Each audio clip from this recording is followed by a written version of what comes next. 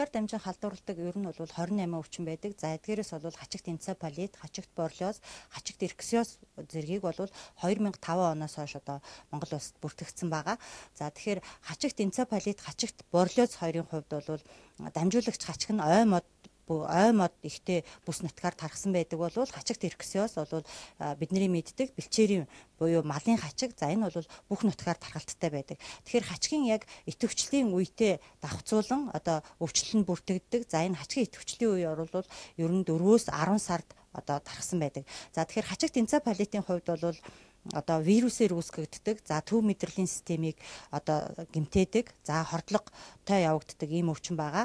За тэгэхээр хачигт энцефалитийн хувьд бол Монгол оронд голомт нутгууд гэх юм бол Сэлэнг аймаг, Булган аймаг, за Орхон аймаг, за Хинти, Хөвсгөл аймагуд бол байгалийн голомттой хачигт энцефалитийн вирусыг дамжуулдаг. За Exotus persulatus буюу одоо манай хүмүүсийн ярьж сурснаар бол хулсны хачиг. За эдгээр бол тархалттай байдаг.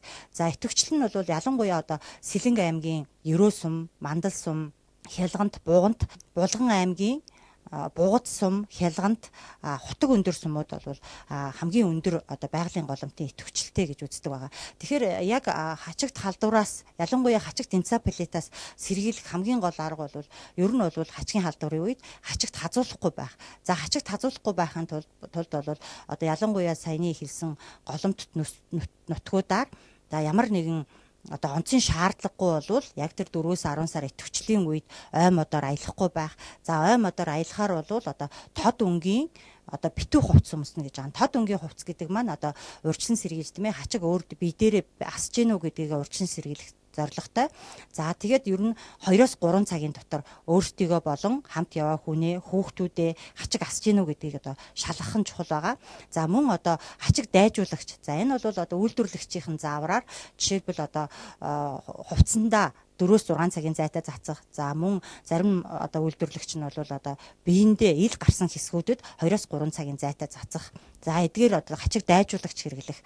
За мөн одоо хачигт голомт нутгийн хүмүүс, за хачигт халдварын одоо голомт нутгийн хүмүүс, малчид, за тэдгээрт одоо ажиллаж амьдардаг хүмүүс, за эмнэлгийн байгууллагын ажилчид, за онцгой байдлын газрын ажилтан, за мөн одоо голомт нутгаар зорчиж байгаа хүмүүст одоо урьдчилан сэргийлэх вакцин тариулах.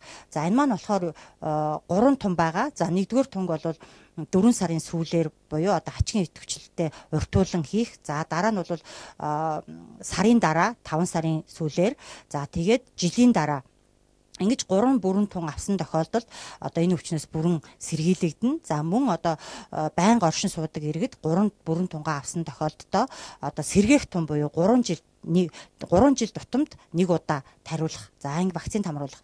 За мөн одоо хачигт хазуулах юм бол одоо хачигын хушиг үлдээхгүйгээр биеэс авахд бас арга суралцах шаардлагатай.